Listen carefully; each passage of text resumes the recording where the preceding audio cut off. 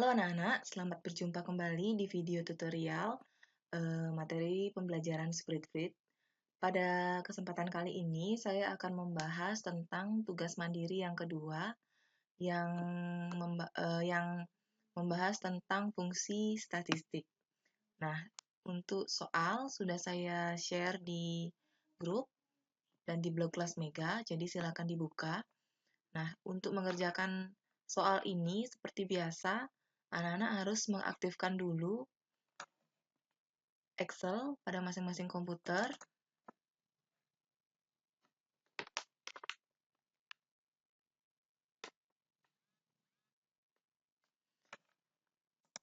Kemudian setelah Excel-nya terbuka, selanjutnya anak-anak ketik terlebih dahulu data yang sudah ada pada soal. Jadi di sini saya sudah siapkan, jadi saya sudah ketik terlebih dahulu. Jadi datanya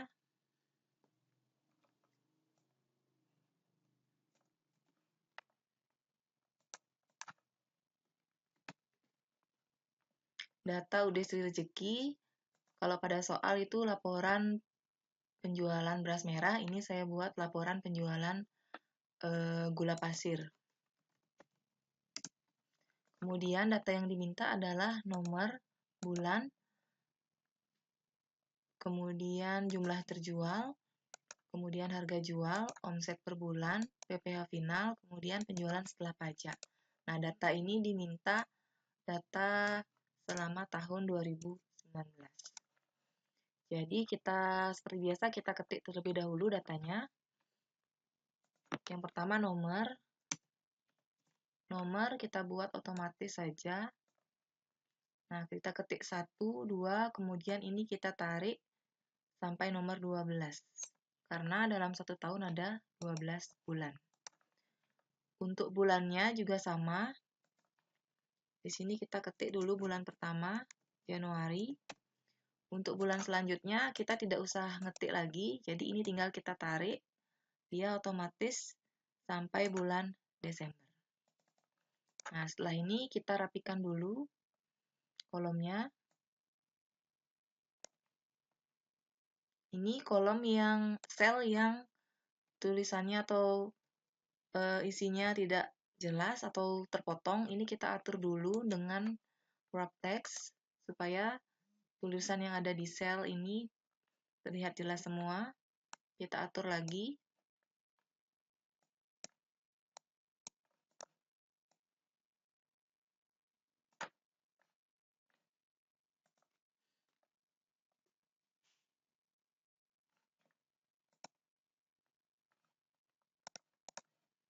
Kalau sudah, kita beri border dulu.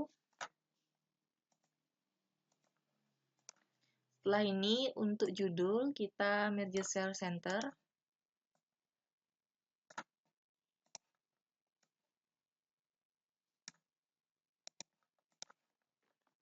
Kemudian, di soal juga yang diminta, itu kita harus mencari omset rata-rata.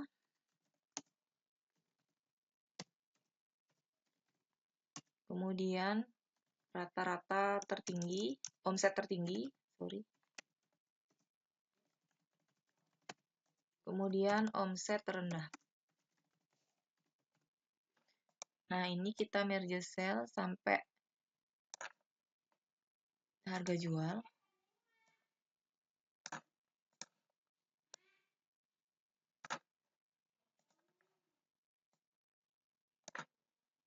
Kita bold terlebih dahulu, kemudian kita isi bordernya. Nah, setelah ini kita kemudian ketik jumlah yang terjual, misalnya ini 40 kilo, 30 kilo, 20 kilo, kemudian 50 kilo, 25 kilo, 35 kilo, ini 20 kilo lagi, yang ini 28 kilo, 35 kilo, 45 kilo, kemudian 60 kilo, ini 48 kilo. Harganya misalnya 1 kilogramnya itu kisaran misalnya kita buat 25.000 saja. Ini langsung kita tarik ke bawah supaya tidak usah mengetik lagi. Nah, ini kita rapikan dulu. Kita pakai center. Kemudian di petunjuk soal sudah dijelaskan mata uang yang digunakan adalah rupiah dengan format currency. Jadi langsung aja kita setting semuanya. Mata uangnya currency tanpa desimal ya. Yang ini juga tanpa desimal. Nah, kalau sudah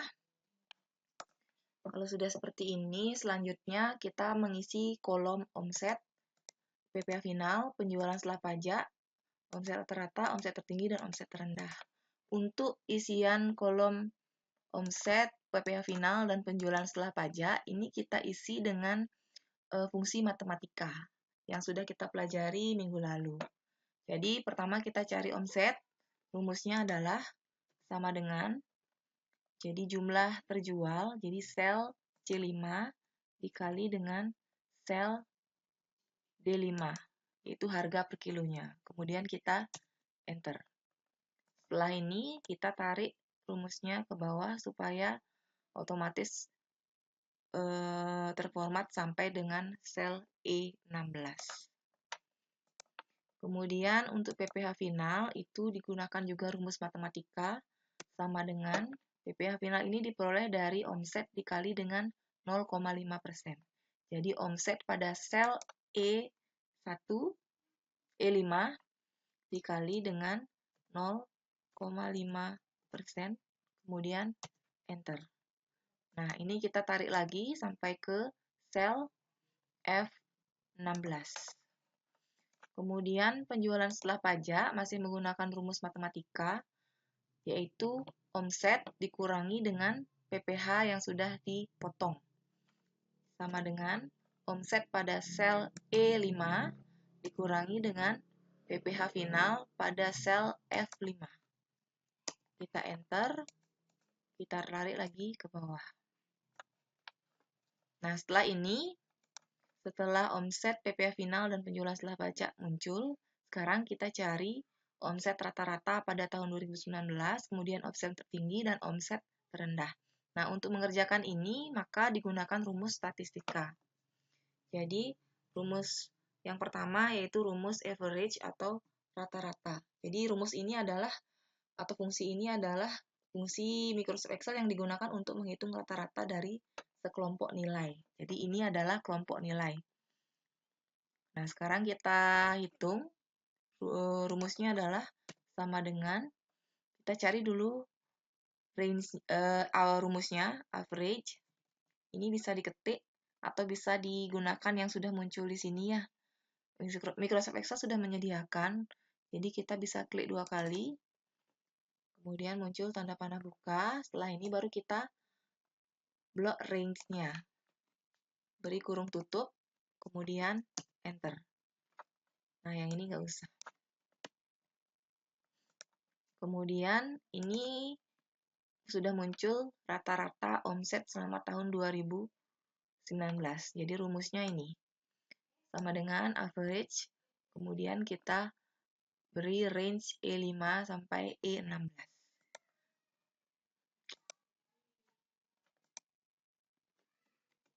Selanjutnya, omset tertinggi. Jadi selama tahun 2019 kita mau cari yang mana sih omset tertinggi. Nah, ini kalau misalnya secara manual pun kita masih bisa cari ya, karena datanya sedikit. Seandainya datanya banyak, ini kan cuma 12 bulan. Misalnya datanya banyak, data harian mungkin diminta, kan kita kesulitan misalnya mencari yang tertinggi. Jadi kita bisa gunakan rumus atau fungsi statistik. Caranya atau fungsinya, ketik dulu sama dengan, kemudian max, ini berasal dari kata maksimum, kemudian kita blok range-nya.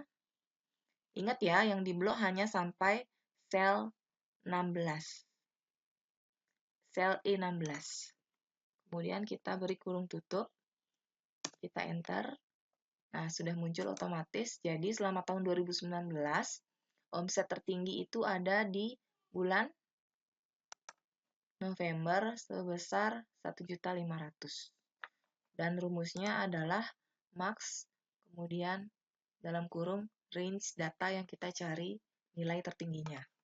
Kemudian selanjutnya kita akan mencari omset terendah. Ini hampir mirip dengan rumus mencari data tertinggi, cuma formulanya berbeda. Kita ketik sama dengan, kemudian min, atau kita gunakan langsung yang ada di sini, min atau minimum. Kita blok kemudian range-nya, jangan sampai terlewat ya, hanya sampai sel E16. Kemudian kita beri kurung tutup, enter. Nah, sudah muncul otomatis. Jadi omset selama tahun 2019 yang paling rendah itu sejumlah 500.000 pada bulan Maret dengan rumus ini. Min dalam kurung range E5 sampai dengan E16. Nah, ini kita rapikan dulu.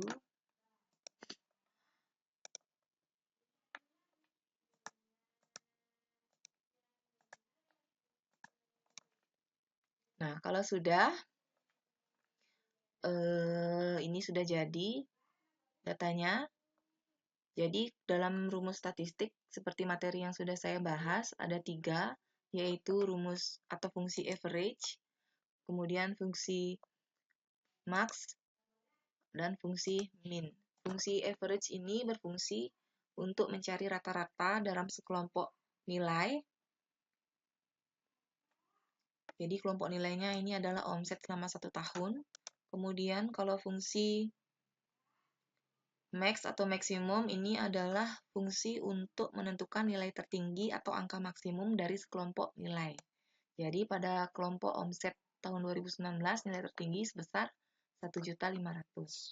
Kemudian omset terendah dengan rumus min dalam kurung range ini fungsinya untuk mencari nilai terendah dalam suatu kelompok data. Jadi berdasarkan kelompok data omset tahun 2019, nilai terendah itu adalah 500.000 pada bulan Juni. Nah, itu tadi 3 fungsi statistik yang bisa dikerjakan atau dicoba pada tugas mandiri yang kedua. Nah, ini untuk tambahannya yaitu di materi sudah saya jelaskan ada rumus CONTIF dan count. Ada rumus count dan CONIF. Jadi kalau rumus count dan rumus CONIF itu fungsinya, kalau rumus count itu fungsinya untuk menghitung jumlah data atau sel yang berisi angka dari daftar argumen. Nah, ini namanya daftar argumen. Kemudian kalau rumus CONIF itu fungsinya untuk mencacah atau menghitung jumlah sel berdasarkan syarat atau kriteria tunggal. Jadi ini saya pakai contoh UD Sri Rejeki. Ini di tugas tidak ada ya, tugasnya hanya satu saja, menghitung rata-rata nilai tertinggi dan nilai terendah. Nah, ini hanya contoh saja. Misalnya di sini ada laporan piutang tahun 2019. Di sini ada nama pelanggan, kemudian berapa piutangnya dan keterangannya sudah dilunasi atau belum. Jadi, kita akan menggunakan rumus count untuk menghitung berapa jumlah pelanggan yang memiliki piutang. Nah, ini kan kebetulan data piutangnya sedikit. Secara manual pun masih bisa dihitung. Tapi kalau misalnya data piutangnya banyak, tentu saja kita akan kesulitan untuk melakukan perhitungan. Jadi hasilnya bisa saja tidak akurat. Nah, ini bisa dipermudah dengan menggunakan rumus statistik. Caranya, ini misalnya kita mencari berapa sih jumlah pelanggan yang memiliki piutang berdasarkan data ini atau berdasarkan argumen ini. Jadi caranya kita ketik sama dengan, kemudian count, kita blok datanya yang berupa angka.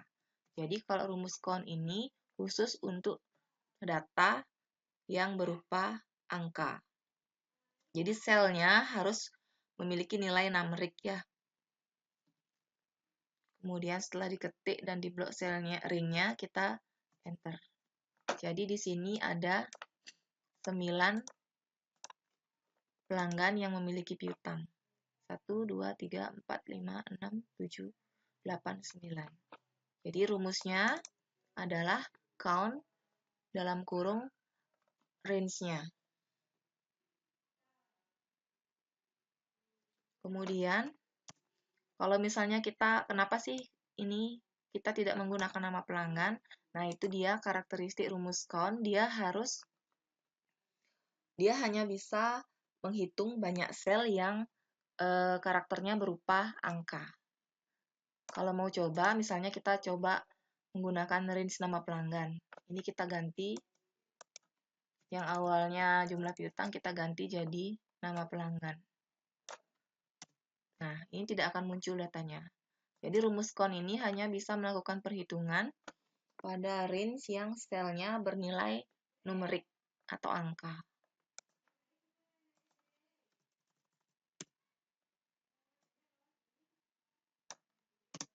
Nah, itu hasilnya. Nah, sekarang ini rumus count sudah, selanjutnya adalah rumus count if. Fungsinya sama-sama berfungsi untuk menghitung data pada sekelompok data atau argumen. Bedanya adalah kalau count if ini adalah berfungsi untuk menghitung jumlah sel berdasarkan kriteria. Jadi kriterianya, misalnya ini kriterianya lunas atau belum lunas.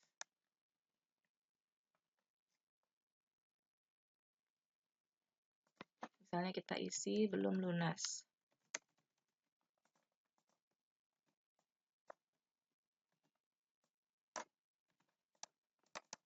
Nah, sekarang kita mencari jumlah piutang yang lunas. Caranya, kita pakai rumus count if, kemudian kita blok range-nya, kita beri tanda titik koma, kemudian tanda petik. Kenapa diisi tanda petik? Karena di sini karakternya berupa teks. Yang kita ketik adalah keterangan lunas, karena kita mencari atau menghitung data piutang yang sudah lunas. Kalau sudah diberi tanda petik, kita beri kurung tutup, setelah itu enter. Nah, di sini otomatis muncul data yang sudah lunas adalah 4 orang. 1, 2, 3, 4. Seperti itu. Kalau misalnya kita mau cari jumlah piutang yang belum lunas, itu pakai rumus matematika bisa ya. Tinggal diklik jumlah pelanggan, kemudian kita kurangi dengan jumlah piutang yang sudah lunas.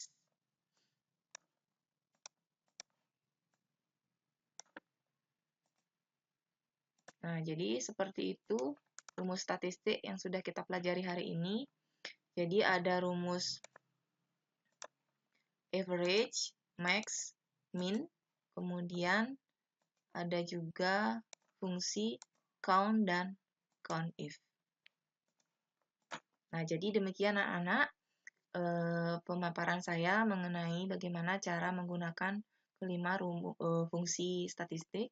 Silakan anak-anak coba pada tugas yang sudah saya berikan. Semoga video kali ini bisa bermanfaat. Selamat mencoba, sampai berjumpa kembali di video berikutnya.